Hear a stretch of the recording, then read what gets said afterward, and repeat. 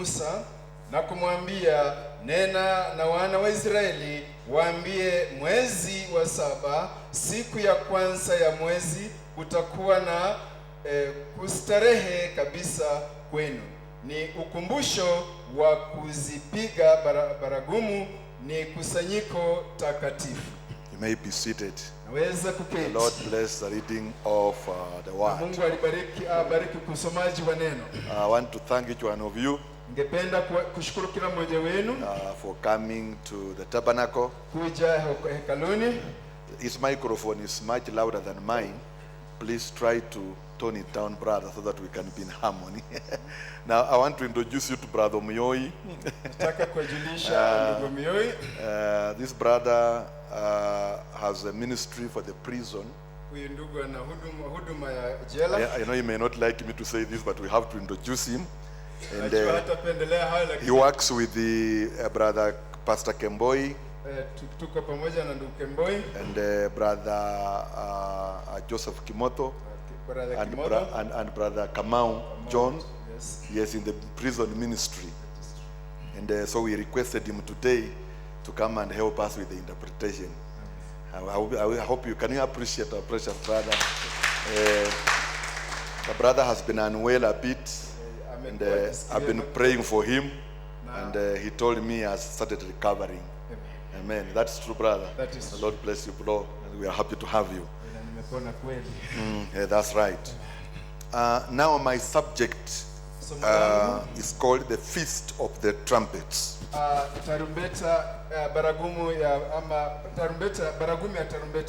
Okay. Now the Feast of the Trumpets is what we looked at on Sunday and the other Thursday. And now we want to go into more details as the subject becomes clearer to us.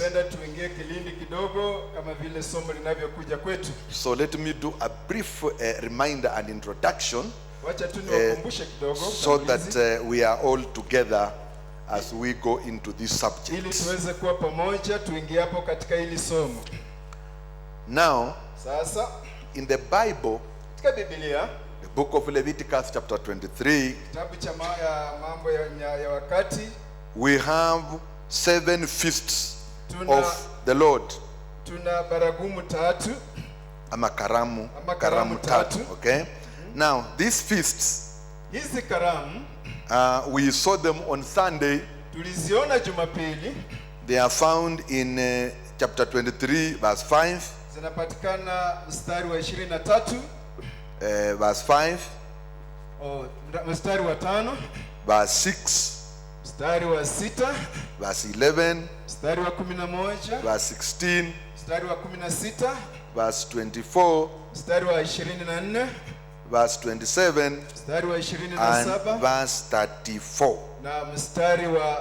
We are already going through that. I'm just reminding you. Now, according to the mathematics of the feasts, the way they are arranged in the Bible,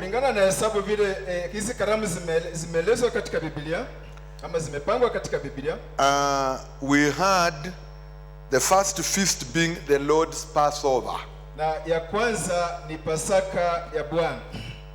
Then following that feast was called the Feast of the Unleavened Bread.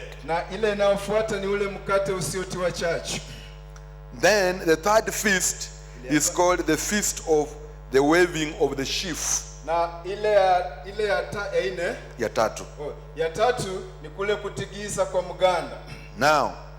then the next feast was the longest of all the feasts in the Old Testament. It is called the Feast of Pentecost, or the Pentecostal feast, which was 50 days. Now, immediately after the Pentecostal feast, we now have the Feast of the Trumpets. Now, the Feast of the Trumpets is followed by the Feast of the Atonement. Okay. karamu ya patanisho. That's right. Now we said Sasa tunasema the feast of the trumpets, sasa hizi karamu or za the blowing of the trumpets, kule kupiga kwa tarumbeta is to gather Israel ni kuwakusanya Waisraeli back in Palestine ili warudi Palestina. in preparation for the feast of the atonement. Sasa ili warudi kwa ile karamu ya patanisho. So we saw Sasa tuliona that God ili Mungu sent Jesus Mungu alimtuma to Yesu the Jews, kwa Wayahudi and the Jews rejected Jesus. na Wayahudi wakamkataa Yesu Then they crucified him na wakamsulubisha at 3.5 AD na on the wakamsulubisha cross at Calvary. kwa msalaba pale Kalvari. Then when they crucified the Messiah, Walipomsulubisha Mesaya, God quit dealing with the Jews. Mungu akaacha kushughulika na Wayahudi. But before he could bring a temporary judgment upon them, Kabla hajaleta hukumu, he gave them a space of about 40 years. He gave them a space of 40 years. akawapatia nafasi ya miaka 40. During this period, Katika wakati huu he filled the Jews with the Holy Ghost. akawajaza Wayahudi na Roho Mtakatifu. Twende pole pole, because I want us to be together. Yes. Yaani Mungu alipowaendea Wayahudi hakuwapatia tu Roho Mtakatifu haraka haraka hivyo. Alikaakaa nao miaka 3.5 hadi wakati walimsulubisha. Na hakuwahi kuwajaza na Roho Mtakatifu tangu wakati wa Adam aanguke, wakati wa Musa, wakati wa Abrahamu. Huo wakati wote hakuwahi kuwajaza na Roho Mtakatifu. Anawajaza na Roho Mtakatifu baada ya hao kumkataa, ndiposa anachukua wachache wanaitwa remnants, na anawajaza na Roho Mtakatifu. I hope you are with me, katika kipindi ambacho wamemkataa. Do you get that mystery? Unapata hiyo siri? Let us put it this way. Wacha tuweke hivi sasa. Jesus Yesu has been with the Gentiles amekuwa na Wayahudi na mataifa for 7 church ages, kwa hizi nyakati 7 za kanisa, and he's been giving them the baptism of the Holy Spirit. amekuwa akiwapatia ubatizo wa Roho Mtakatifu. But Lakini the token, ile ishara which is the true baptism of the Holy Ghost, ni ule ubatizo wa Roho Mtakatifu wa kikweli was not applied in the 7 church ages katika nyakati 7 za kanisa until the Gentiles hadi mataifa rejects Jesus Christ hadi mataifa in walipomkataa 1963. hadi mataifa walipomkataa Yesu Kristo. Then is when God Hapo ndio Mungu opens the 7 seals hapo ndio Mungu and reveals the Son of Man, hapo ndio Mungu which is the token.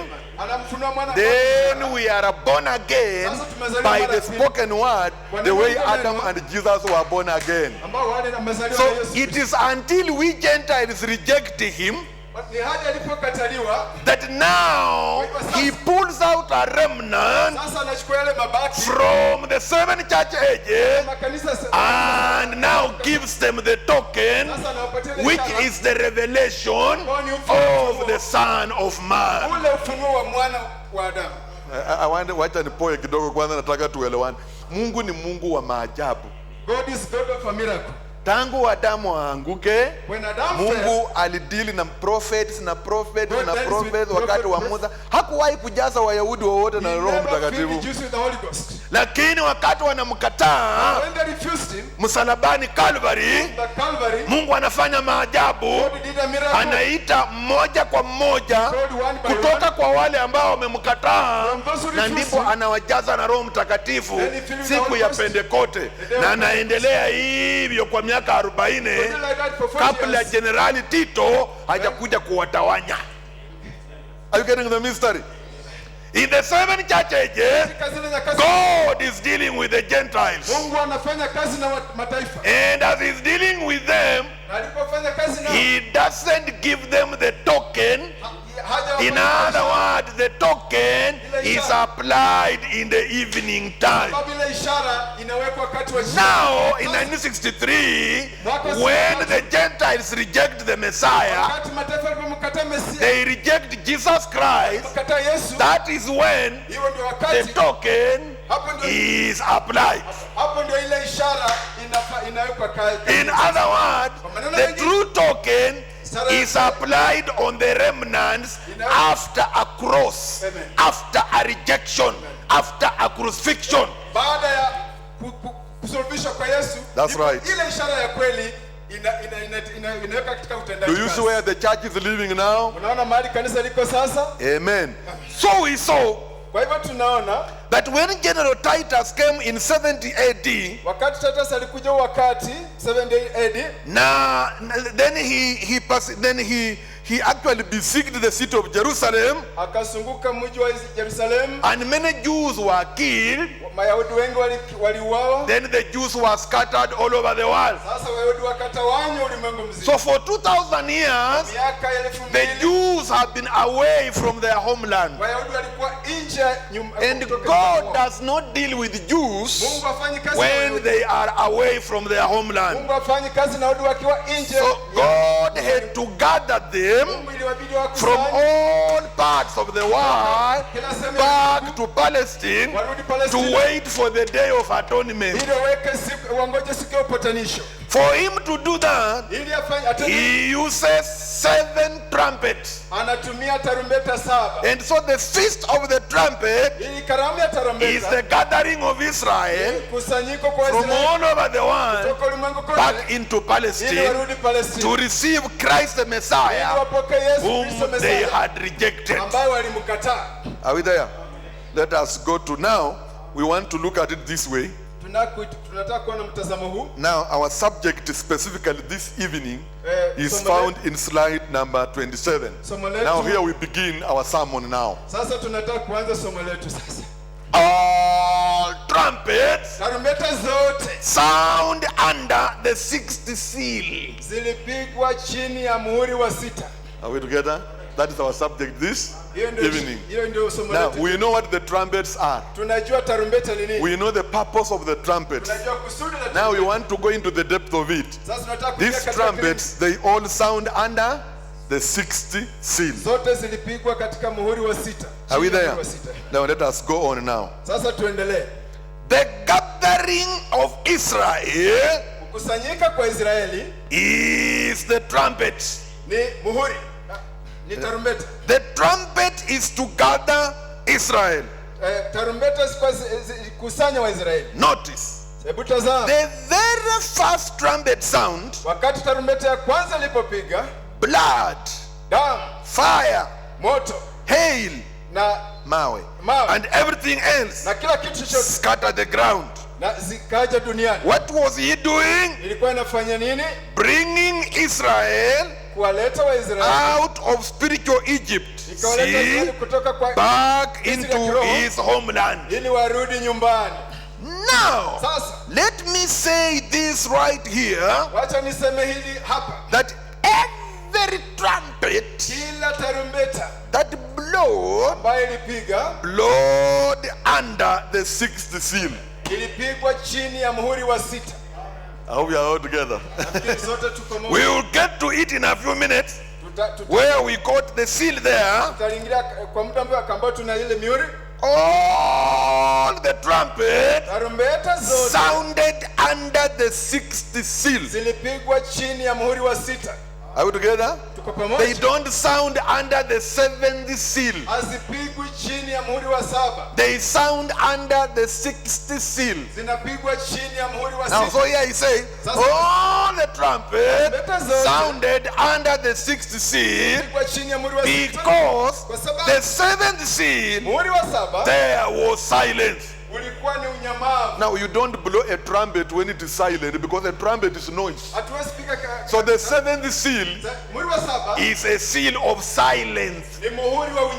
Therefore trumpets cannot blow in silence. The only things which are allowed to do something in silence are 7 thunders, which is a mystery. I hope we are together. I don't know. In your own human mind, you must be thinking that I'm not okay because thunders are more noise than trumpets, isn't it? But that is the way God does things. I don't understand. But that's the way it is. So because the 7th seal, there was silence.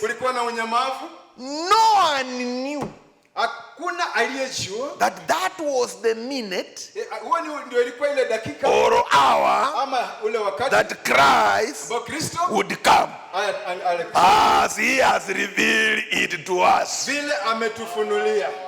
Please, mtu akikuuliza seventh seal ni nini, mpatie hiyo quote bila ku waste time. What is the seventh seal? Muhuri wa 7 ni nini? The seventh seal, there was silence. Kulikuwa na unyamavu. No one knew.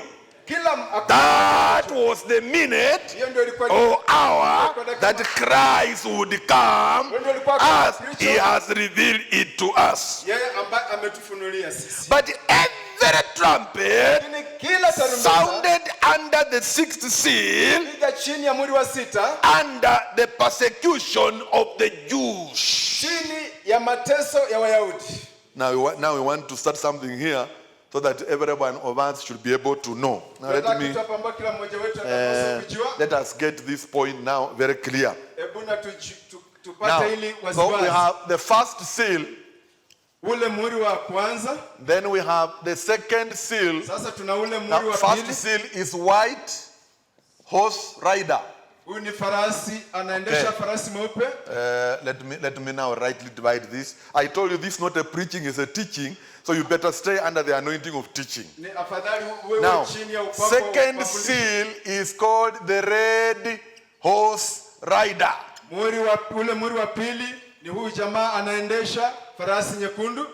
And the third seal is the black horse rider. This is found in the Revelation chapter 6. We have already looked at it before. The fourth seal is the pale horse rider. Okay. The fifth seal is souls under the altar. Now we know that. The sixth seal, I hope you are with me, we can call it the interruption of nature. Very good. The interruption of nature. If you are writing down, this would be very good notes for you, for your revision. The seventh seal is the coming of the Lord on Sunset Mountain. Unajua tumefika mahali hatutaki kupembeleza injili. We have to tell you the truth. The coming of the Lord on Sunset Mountain. Now I want you to remember this. This is very important. We have 7 trumpets. Already 6 trumpets have sounded. Are we there? And out of these 6 trumpets, we are interested in the 6th trumpet. Because the 6th trumpet is the first and second world war, which drove the children of Israel from where they were scattered all over the world back to Palestine. And by 1945, they were back in Palestine to wait for the atonement. Now, since 1945, the Jews are waiting for the 7th trumpet, and we are the ones who have this 7th trumpet in form of the 7th seal. When we release it, it changes from the 7th seal and it becomes the 7th trumpet. For the 7th seal is the coming of the Lord on Sunset Mountain, and the 7th trumpet is the coming of the Lord on Mount Zion. I hope we are all together. Katika mlima Zayuni. Are you getting the point? So the coming of the Lord Kuja kwa Bwana to the Jew is the seventh trumpet, and the coming of the Lord to the Gentile is the seventh seal. Kwa mataifa ni muhuri wa saba, kwa Wayahudi ni kuja kwa Bwana tarumbeta saba. Are we together? Now, when the first world war and second world war took place, wakati vile vita vya kwanza the first and second world war took place, wakati vita vya kwanza na vya pili vya ulimwengu, that was the sixth trumpet, ilikuwa ni tarumbeta ya sita, and many Jews were killed. Wayahudi wengi waliuawa. Many Jews were martyred. Wayahudi wengi waliuawa. Ama waliuawa kwa ajili ya imani.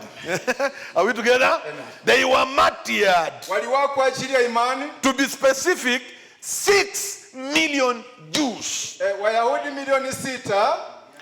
And some Jews na Wayahudi wengine managed to reach Palestine. Waliweza kufika Palestina.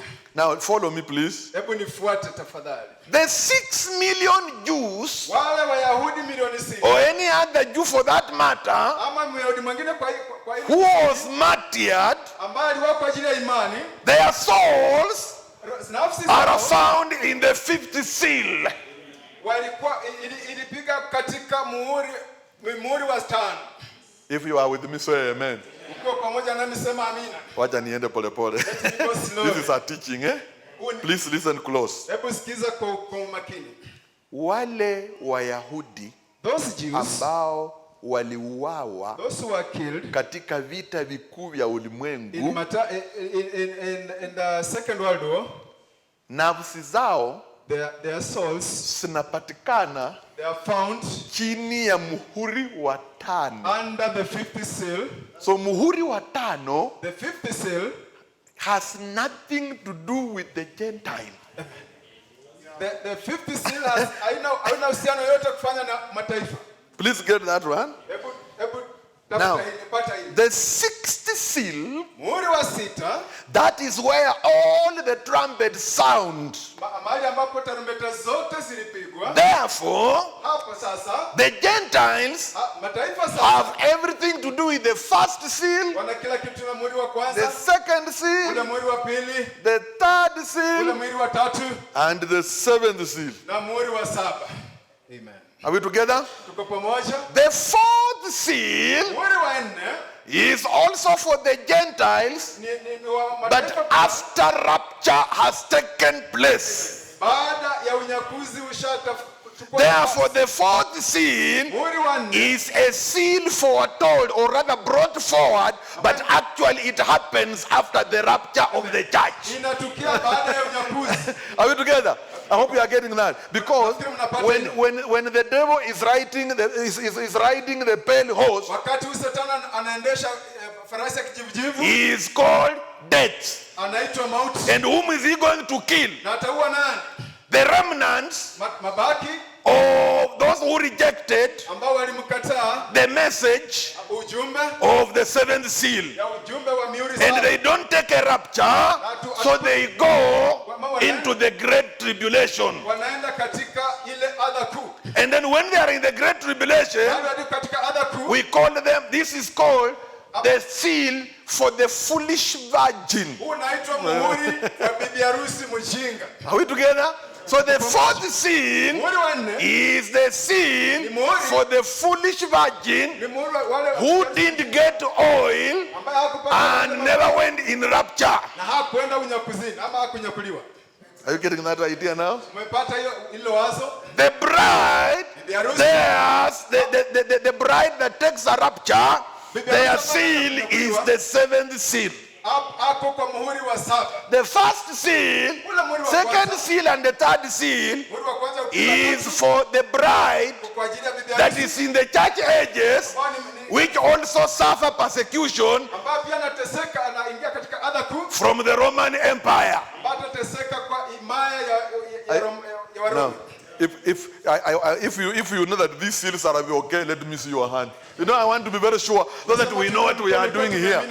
We are setting the background Then we shall go to very many quotes much later, but we want everybody to understand the seals. Tunataka kila mmoja aelewe hizi mihuri.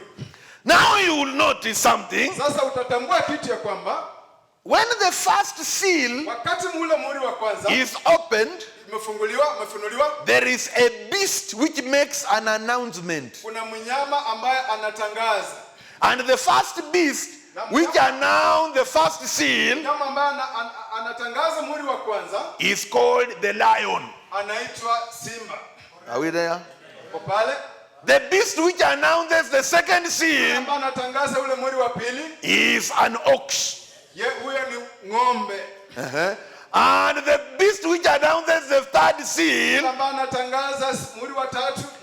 is the face of a man. And the beast which announces the fourth seal is a flying eagle. And that flying eagle reveals the fourth seal and says that it is postponed to after the rapture. Are we together? Then, listen close. Once we reach there, there are no more beasts. The reason why there are no more beasts is because this way is before rapture. And from here this way, I don't know how I will do it. You know, this seal, the way they are arranged is very interesting. From here this way, this is after rapture. Now, somewhere here is rapture. The church goes to heaven. So there are no more beasts to announce any seal. The reason is this. When the enemy comes in like a flood, the Spirit of the Lord raises up a standard against him. And the first seal, the enemy came in the ministry of teaching. Are we together? And it was a false teaching. So we needed a spirit of a lion. And lion is the tribe of Judah. The lion of the tribe of Judah is Jesus Christ, the Word. And this word was in the apostles to kind of go against the false teaching of the devil. And so they had to demonstrate the power of the Holy Ghost with the signs and wonders to prove that the word is Jesus. And that word was working. It had manifestations. It had demonstrations of the Holy Ghost to do the sign of the supernatural, so that it could convince the children of God to know that between the white horse and the lion, you choose the lion.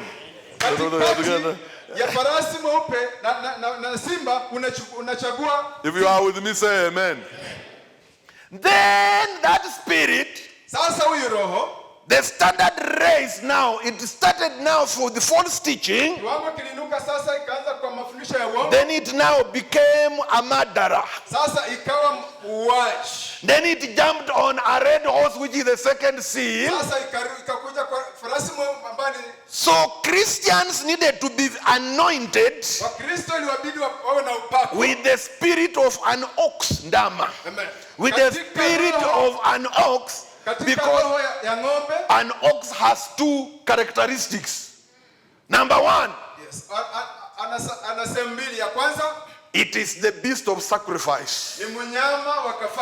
Number two, it likes working. inapenda kufanya kazi. Therefore, the Christians in that age, Wakristo katika kizazi hiki, it was just works,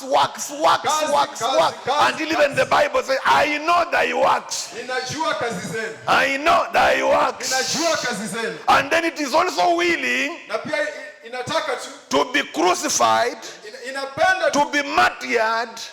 It is the beast of sacrifice. inapenda kuchinjwa kwa ajili ya imani.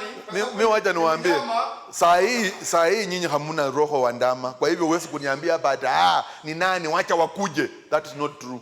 Me, I will run away because sina spirit wa ndama. Mimi niko na roho wa flying iko. You get the idea? Please use the anointing of your day. Tumia upako wakati wako. Now, then, the spirit of Antichrist again went further in the third seal. Now, it started selling prayers. And started saying, if your loved one died today, he would go to a place called purgatory. And then you have to pay money to the priest to pray him out of purgatory so that he can be promoted to heaven. Now, when that happened, God brought down the anointing of a human being, which was high IQ, intelligence. They discovered the printing press and published Bibles and distributed because the Bible was only a precept of the priest. So people like Martin Luther came up, Zwingli, Calvin, Fox, Knox, all those ones, the Pentecostals, and it was the time of the Reformation, and that is the time when we had a lot, even industrial revolution, and many things happened. It's because man now was trying to see that you cannot sell prayers. Are we together now? Then, now the Antichrist today is riding a pale horse. Now you can't know, pale is a mixture of white, red, and black. So you can't tell. You can't easily know. So you need the spirit of a flying eagle to show you this pale horse rider. But this seal is not implemented in our day, although it exists during our day, but it comes into effect after the rapture. Hope we are together. Are we together? Now, so when the church takes a rapture, we need no further anointing, because for who and for what? To help who overcome what and for what purpose? So the beasts now come to an end. Then we begin the fifth seal. It has no beast announcing. The sixth seal has no beast announcing. The seventh seal has no beast announcing, because the seventh seal happens at the time of the fourth seal. Am I confusing somebody, or I'm saying something that is I hope we are all together. Now listen close. So during the First World War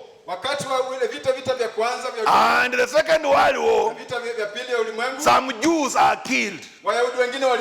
And because they are killed, the fifth seal tells you that the Jews that were killed are the souls under the altar. So the souls under the altar is not the bride. It is also not the church. It is Jews who were massacred in the First and Second World War.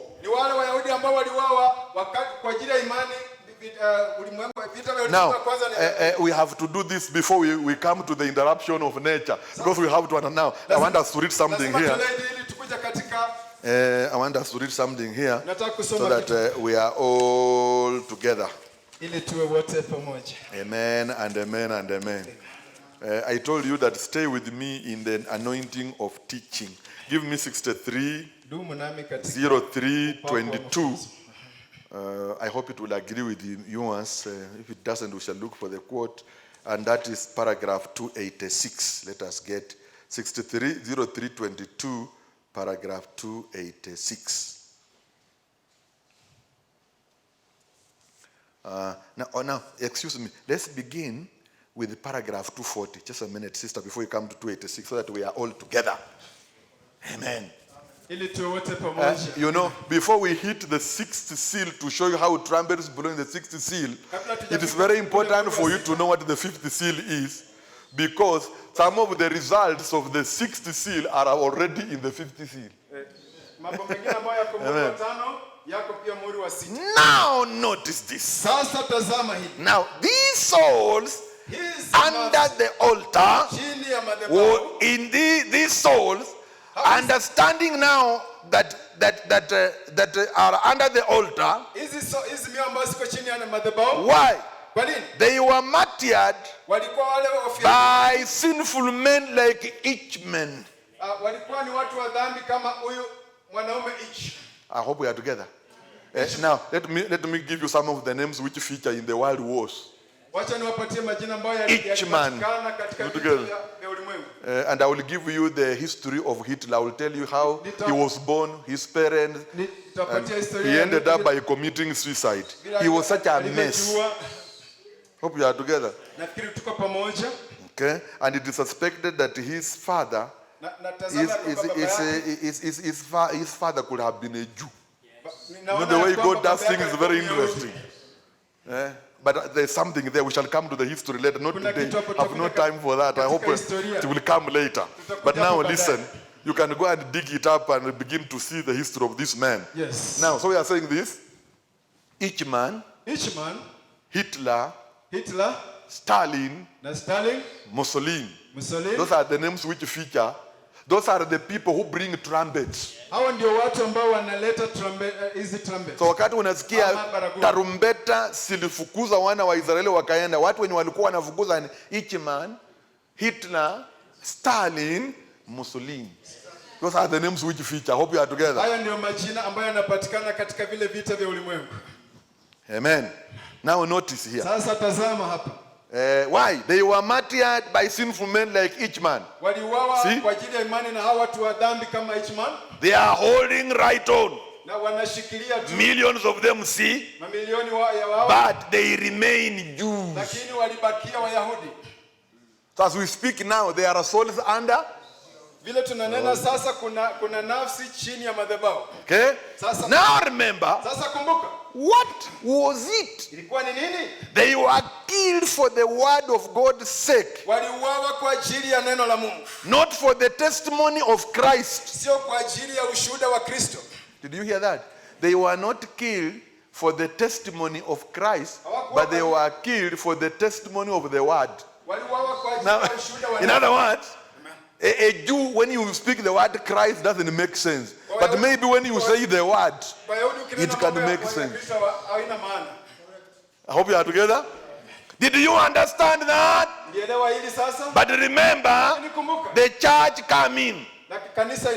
Also the martyrs of the church was for the word of God and the testimony of Jesus Christ. How many know that here too? All right now. But this didn't have the testimony of Jesus Christ. For the word of God and for the testimony which they held as Jews.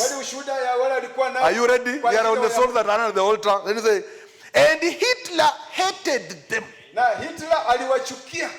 So did Eichmann. Kwa hivyo pia Hitman pia. So did Stalin. Kwa hivyo pia na Stalin. All of the rest of the world, see? Ulimwengu pia wote. But they stayed true to what they believed. Lakini walidumu wa kweli kwa hilo. And they killed them because they were Jews. Waliwaua kwa sababu walikuwa Wayahudi. Did you know that Martin Luther kind had the same idea too? Did you know Martin Luther hated the Jews? Ulijua Luther pia alichukia Wayahudi? You know the seals had not been open, you understand. It is the truth. He said, Alisema all Jews should be taken out. They are antichrist. See? Wayahudi wote watolewe ni wapinga Kristo. But he was just in another dispensation and didn't see the word. Now the word of truth comes forth. Are we together? Are you seeing the point? Now we are going to read the 5th seal first, so that we are able to see what is happening here as we now pull out this thing here. We are now back to the book of Revelation. Let us go to chapter 6 of the book of Revelation. Have you ever listened to the message, the Feast of the Trumpets? You will not know where you began and where you ended. Revelation chapter 6 verse 9. Okay? Now let us read that one now. And when he had opened the 5th seal, I saw under the altar the souls of them that were slain for the word of God and for the testimony which they held. Not the testimony of Jesus Christ, and for the testimony which they held.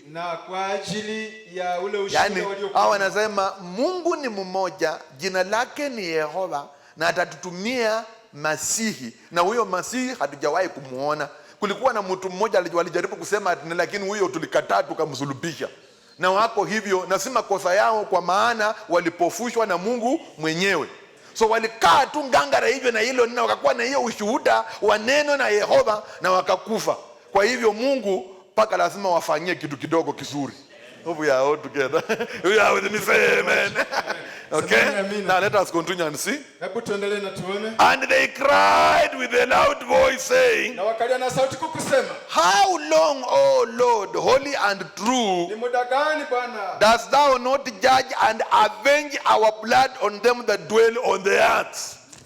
Bwana asifiwe sana. Yani hawa si bibi harusi, kwa maana unasikiza bibi harusi hawezi kusema Mungu su walipishe. Bibi harusi anasema Mungu uwasamehe. Hawa haiwezi kuwa kanisa hii. Hawa si bibi harusi. Hawa ni Wayahudi, wanasema Mungu malipo ni hapa hapa. Uembe ni ule Bwana. Tenda kitu, hao watu wametuua tu bure. Utachukua muda mrefu gani kulipisha hii damu ambayo tulimwaga?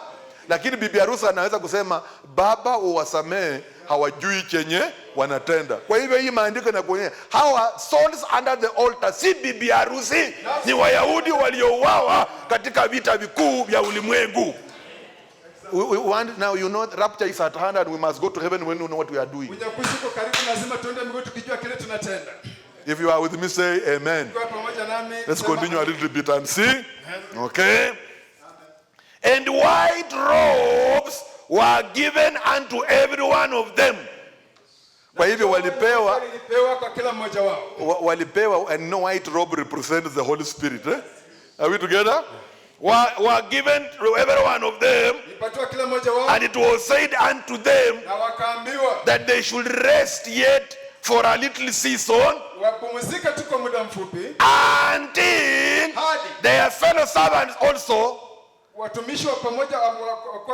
and their brethren that should be killed as they were should be fulfilled. Yani kaeni hivyo mpaka 144,000 watauawa baada ya rapture, wakati Yesu ataenda kutembelea tena nini Wayahudi. Poeni msiwe na haraka, kuna wenzenu hawajauawa bado.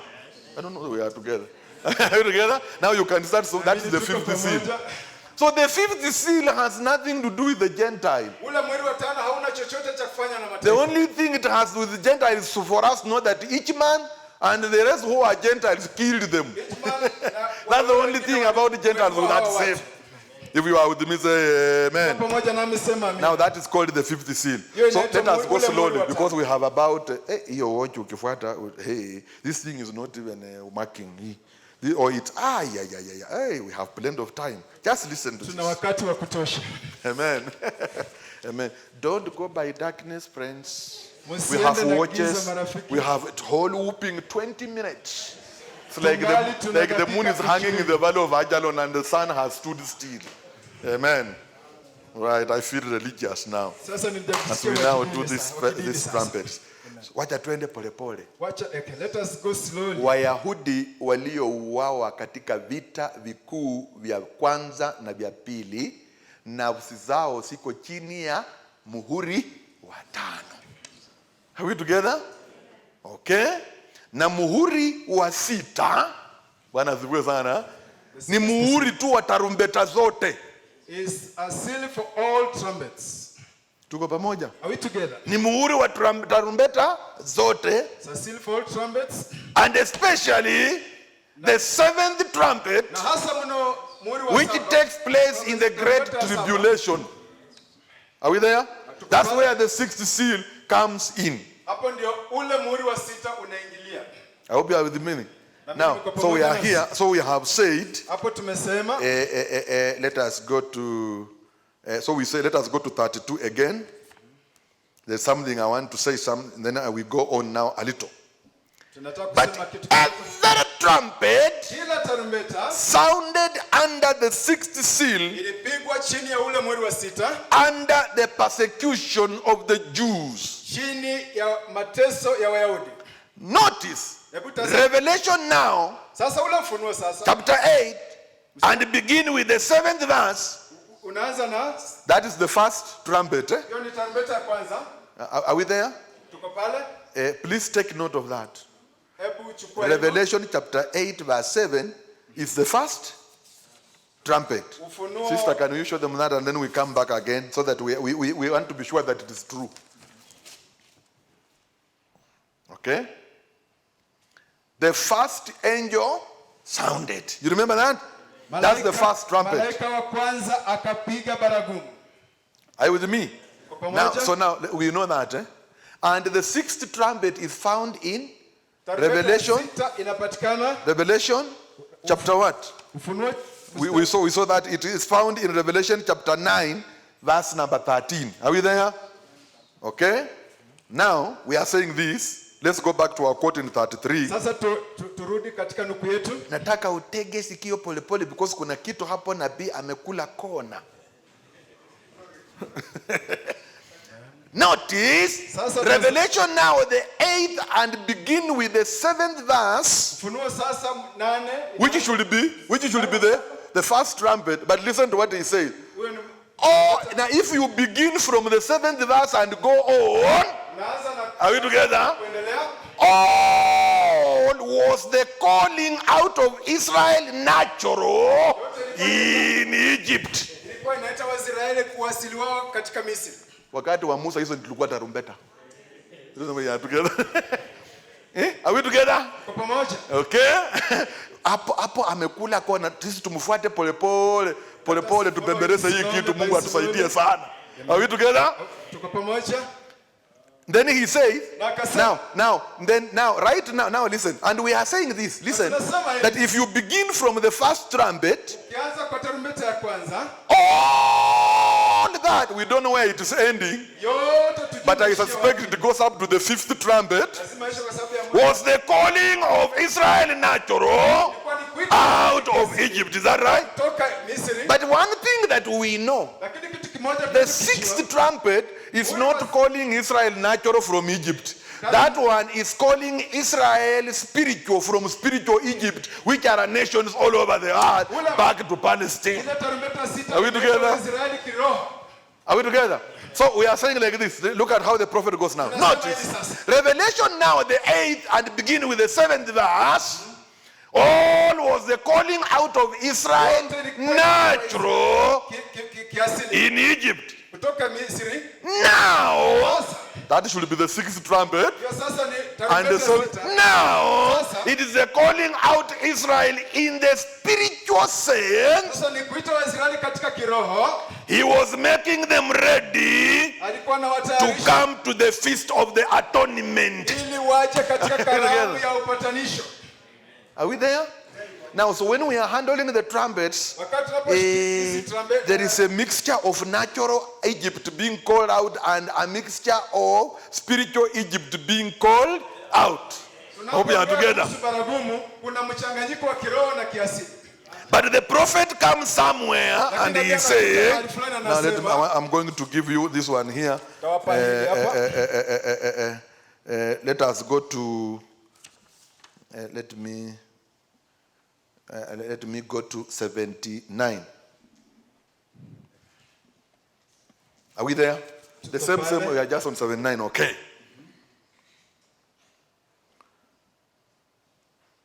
We are praying that God will so richly bless each of you that His grace and mercy will be with you through the coming week. That is the method called broken cisterns. Okay? And if anything should happen, no, kama kitu kingetendeka, that one of you may sleep beyond the veil now, kama mtu mmoja angelala, just remember that it is only a few hours of sleep and the rest until we meet.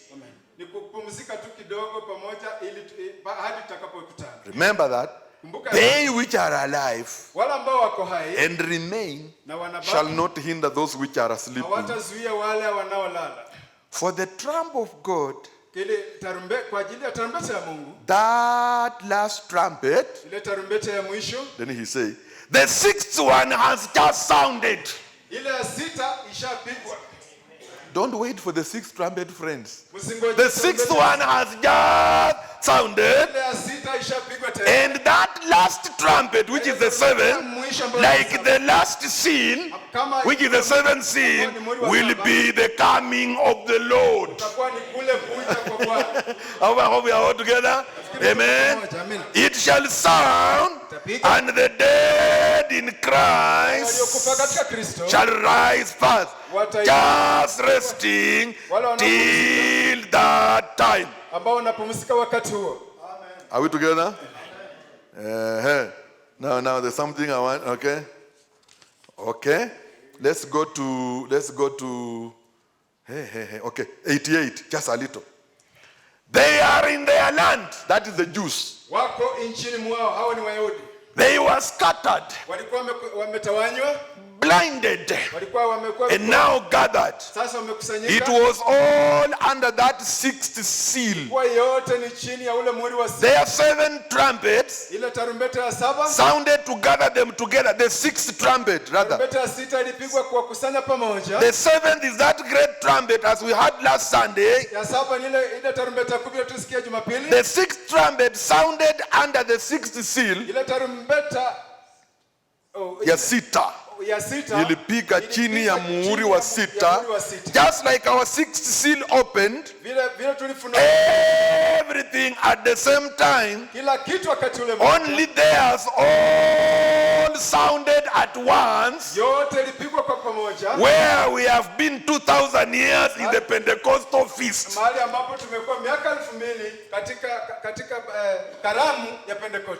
Are we there now? Now, are you seeing he's hiding something in the natural calling of Israel, and he's also hiding in the spiritual calling of Israel. Now, so we want to agree now. What is our agreement?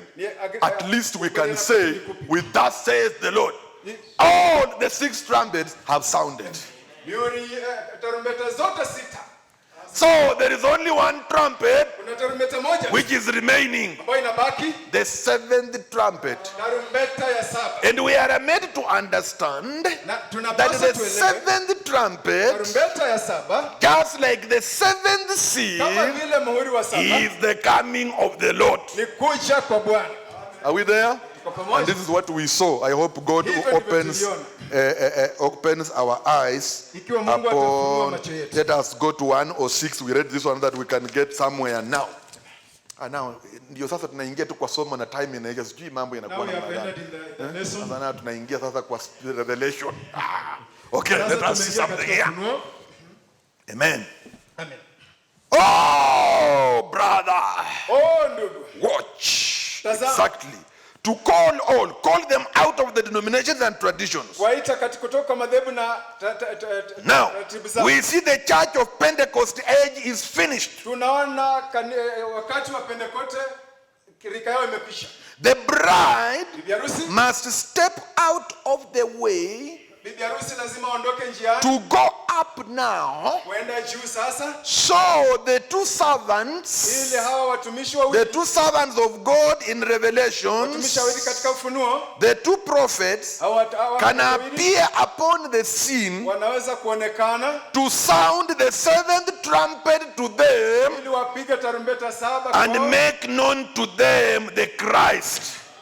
na wajulisha Kristo kwa hawa watu. So what is the seventh trumpet? Tarumbeta 7 ni nini? It is the revelation of Christ to the Jew by two prophets, Ufunuo wa Kristo, Moses and Elijah, manabii wawili Musa na Elijah, which are the two witnesses of Revelation chapter 11. mashahidi wawili wa Ufunuo mlango wa 11. Right. Are we there now? Tuko pale. Now let us now go into some last detail, because I can see here I have got 9 minutes to come to a close.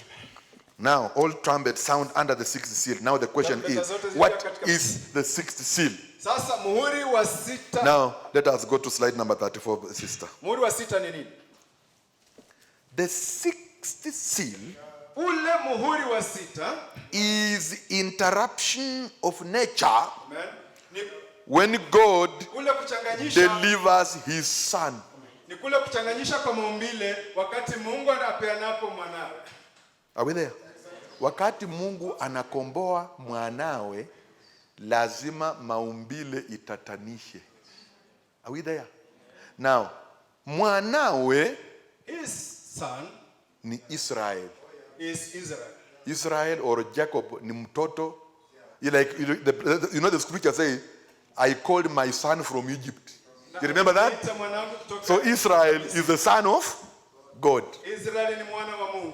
But we also know that Jesus of Nazareth, are we together? Yesu wa Nazareti Is the son of ni mwana God. wa Mungu. Are we there? Kwa pale 144,000 Jews, are we together? Which is part of Israel, is also the son of God. So when God delivers Jacob wakati Mungu anapokomboa Yakobo from Egypt natural, kutoka from the hands of Pharaoh, kutoka mikono ya Farao, there must be interruption of nature. lazima tuwe na utatanishi wa maumbile. When God delivers Jesus from the cross, Wakati Mungu anapokomboa Yesu kutoka msalabani, there must be interruption of nature. kuwa na utatanishi wa maumbile. When God goes to deliver the 144,000 Jews, there must be an interruption of nature. Lazima tuwe na utatanishi wa maumbile. If you are with me, say amen. You want to prove it right here before you close. I hope God will give us a wonderful time. Tunataka kudhibitisha Mungu, naamini Mungu atatupa wakati wa ajabu. Yani tuseme hivi, wakati wowote Mungu anakomboa watoto wake, Anytime God delivers his children, sio watoto wake wana mataifa, hapana. Watoto wake Wayahudi, Jews, are we together? tuko pamoja. Lazima hali ya kawaida ibadilike. It's a must that normal situation must change. The following things should happen. Mambo yafuatayo yatatendeka. Number 1, the sun will refuse to shine. Ya kwanza, jua litakataa kuangaza. So there will be darkness. Even if it is during the day, there will be darkness. Kutakuwa na giza. Then there should be an earthquake. Na tutakuwa na matetemeko ya nchi. Number 3, Ya tatu, there should be no rain. hakutakuwa na mvua, hakutanyesha mvua.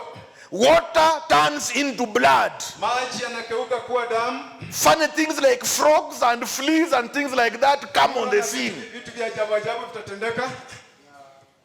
Please watch nature. Hebu I tazama like maumbile. one day Pastor James was preaching and I was laughing and say, hata usipolipa offering na tithe, even monkeys know. So they visit you, wanakula mimea yako kabisa usambaratike, ndio ukuje, na wanakula tu portion yenye hukulipa. Wakimaliza tu hivi, kama utakana ulipa 1,000, watakula tu 1,000, alafu watarudi kwa forest, ndio uwe na adabu. I'm telling you the truth, even they do that. Nawaambia ukweli. Vitu vinakutembelea mbali mbali kukuonyesha ya kwamba unacheza. Even these animals they know. That you're playing. Wanajua tu ya kwamba hata shariti hukulipa na ulisema ulipledge. They know. The animals know it. Hata pesa labda wiki kwa mfuko, unaona tu mtu ameiba ukiwa kwa matatu. Unashangaa, mbona naibiwa pesa? Huyo mtu ni messenger ametumwa. That is a messenger who has been sent because you have not paid tithe. That's the way it is. Hivyo ndivyo ilivyo. Please believe it with me. Even animals, they are ready. They are always there. Amini pamoja Brother na James, God bless you. I hope you will come and bless us one of this fine day. I really love that kind of preaching. Now listen close to this as we finish. Sasa kwa umakini. Now, Sasa we are on 35. Now let me see time. We have 5 minutes. Oh my. But God will give us... now to save time, we shall go to slide number 60. Now look. See, here God is about to deliver his son Israel. After the same manner of the tribulation that he did down there. He sent Moses down there and delivered Israel. Is that right? Now you know what Moses did. He brought darkness. How did he bring darkness? The sun refused to shine. Aliita viroboto, chura, nini, kila kitu, maji kakuwa damu, kukakuwa na hailstones. That's why when they opened it, when the angel sounded, you see, water became blood. The sun darkened. There was hail. There was fire. I hope you are with that. Nature is being interrupted. That was Moses in Egypt. Listen. And he done these very same things. He sent Elijah to Ahab. And 7,000 came out. Did you know that? Elfu saba. Remember wakati wa Ahabu, Elia alisimamisha mvua kwa miaka 3.5 na mambo ilikuwa mbaya sana. Hata mpaka Elia akaenda akalia akasema, nimebaki tu peke yangu. Akaambia, wewe acha mchezo. Kuna watu 7,000 ambao umeita nje wameamini hii huduma yako. Acha mchezo bwana.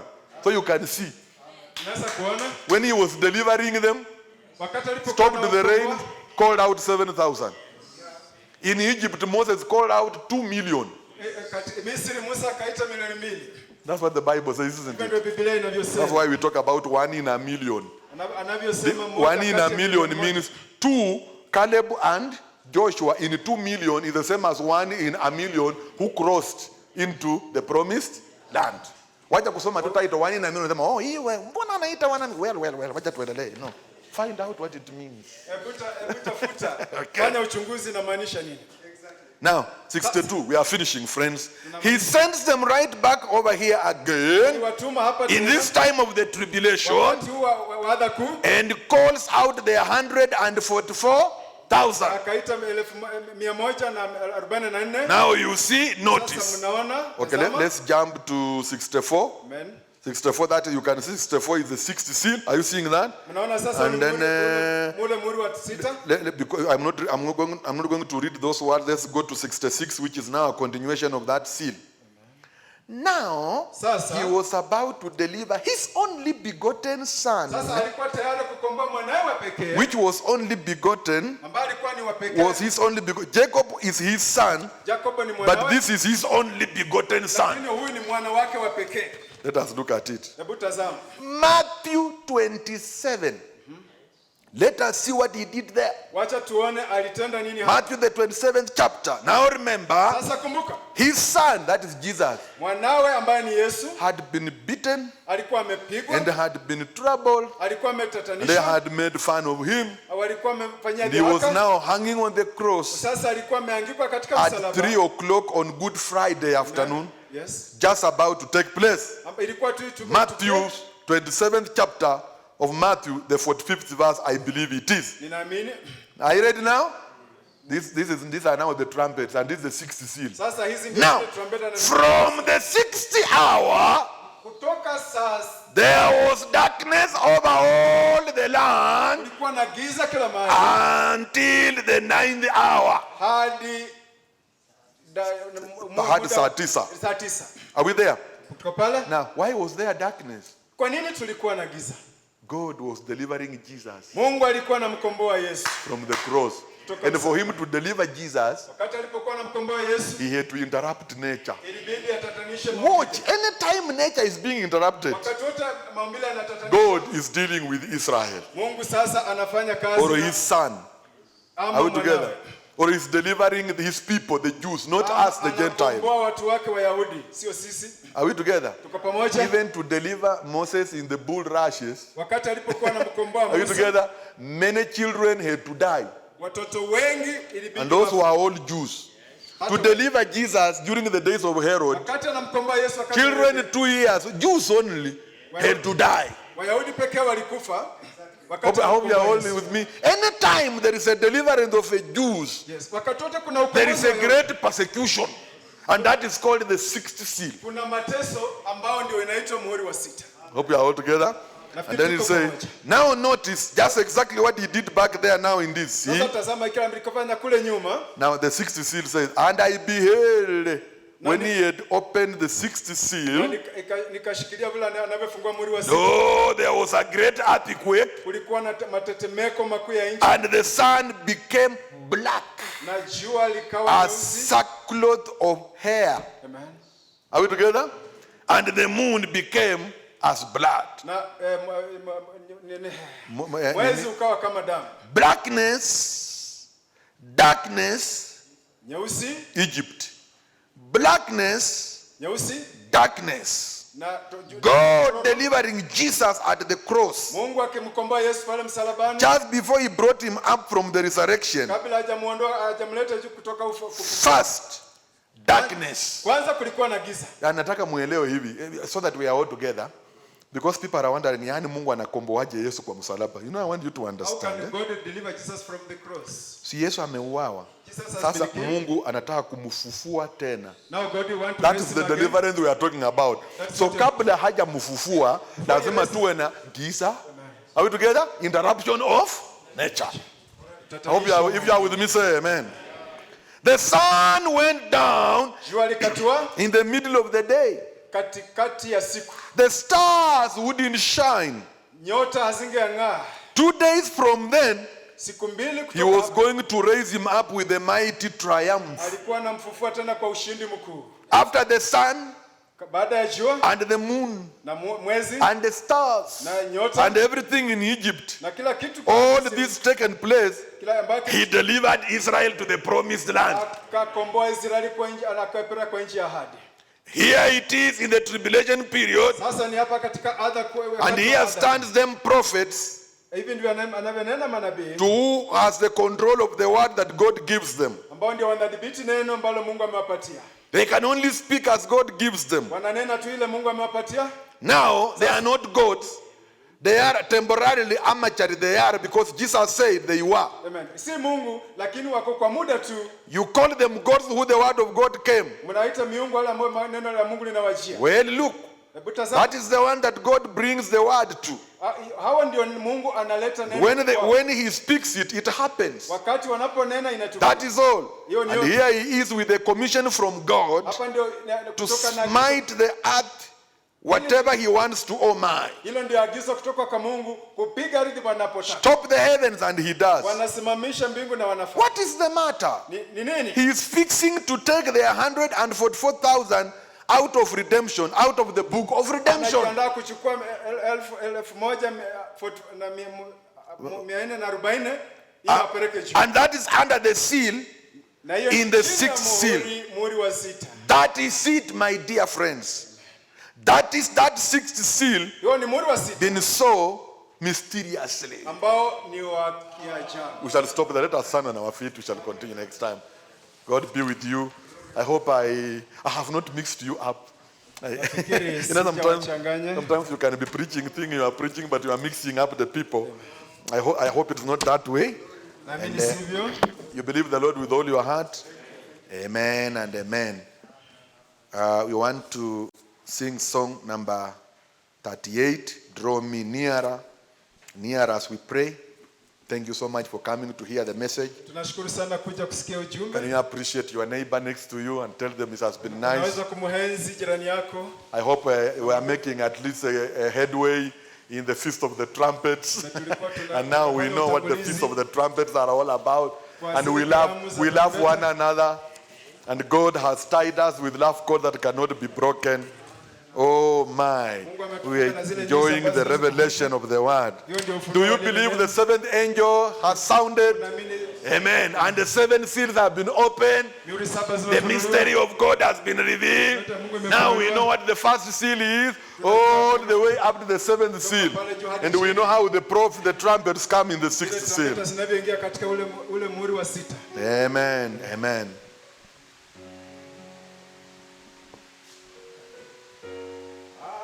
Thine, oh Lord, I am high, and it told thy love to me. But I long to rise in the arms of faith and be closer. Is that your prayer? Draw me nearer. Can we sing that? Draw me nearer, nearer, nearer, blessed Lord, to the cross where thou hast died. I believe it with all my heart. Draw me nearer, nearer, nearer, blessed Lord, to thy precious bleeding side. Consecrate me now to thy service, Lord, by the power of grace divine. Let my soul look up with a steadfast hope, and my will be lost in thine. That's my prayer. Draw me nearer, nearer, nearer, blessed Lord, to the cross where thou hast died. Draw me nearer, nearer, nearer, blessed Lord, to thy precious bleeding side. Oh, thy pure delight of a single hour, that before thy throne I spend. When I kneel in prayer and within my God I commune as friend with friend. Draw me nearer, nearer, nearer, blessed Lord, to thy cross where thou hast died. Draw me nearer, nearer, nearer, blessed Lord, to thy precious bleeding side. There are depths of love that I cannot know till I cross that narrow sea. There are heights of joy that I may not reach till I rest in peace with thee. With our eyes closed now, oh, draw me nearer, nearer, nearer, blessed Lord, to thy cross where thou hast died. Oh yes, Lord. Draw me nearer, nearer, nearer, blessed Lord, to thy precious bleeding Son. Precious Heavenly Father, Baba wetu wa thamani wa mbinguni, we are so grateful tunashukuru sana when we watch Israel wakati tunapotazama Israeli being our calendar. wakiwa ndio kalenda yetu. We see rapture is at hand, Tunaona Lord. unyakuzi uko karibu. For the bride must step out of the way, ya Lord, kwamba bibi harusi ni atoke so that the njiani seventh trumpet ili zile tarumbeta can saba sound to the Jews. inaweza kupigwa kwa ajili ya Lord, Wayahudi. in our hearts we feel katika mioyo yetu tunajisikia. We need more of you, Jesus. Tunahitaji wewe zaidi Bwana. Fill us with the Holy Spirit. Tujaze na Roho Mtakatifu. Give us rapturing faith. Tupe imani ya kunyakuliwa. That Lord, when you appear in the air one of these days, wakati unapokuwa katika hewa siku moja, the dead in Christ shall rise first. And we who are alive and waiting for your coming, the twinkling of an eye shall be changed in a moment to come and meet you in the air, Father. May none of us fall short of this great expectation. The church, we are watching, we are praying, waiting for that hour of sweet release, when, Lord, we shall come to meet you in the air. Grant it, Lord. Heal the sick in our midst, Father. Meet with every desire of our hearts, Lord Jesus Christ. Continue revealing more of the word to us, Lord. And give us the stimulation of revelation, Lord, as we keep on waiting for you to come. As we come to the end of the service to go home, Lord Jesus, we pray, may you take us safely to our homes. If there will be another chance again, Father, may we come back to the house of the Lord to feast at your table, that we may be strengthened to overcome this age, Father. We surrender everything unto you, Lord, this evening. In the mighty name of Jesus Christ we pray. Amen. You may be seated for dismissal, friends. God bless you. Thank you so much. I look and see a soaring picture, the holding mobs for selfish gain, their toil of hand for ease and comfort. Can they not see that doom is filled? It's all in vain. 2:16. The end is here. It's now at hand. The bride is gathering. The world is failing. Israel's awakening. Nations are breaking. Our prophet taught us, we believe the end is here. Sirs, this is the time our prophet spoke of. The angel came with a shout. The mountain shook as his voice cried out. Time is no more. Loud and clear the shout went forth. The end is here. It's not time. The bride is gathering. The world is failing. Israel's awakening. Nations are breaking. Our prophet taught us, we believe the end is here. Have you considered the end-time message? Have you considered Malachi 4, Revelation 10:7, and St. Luke 17? Proclaim this message now and then, forevermore.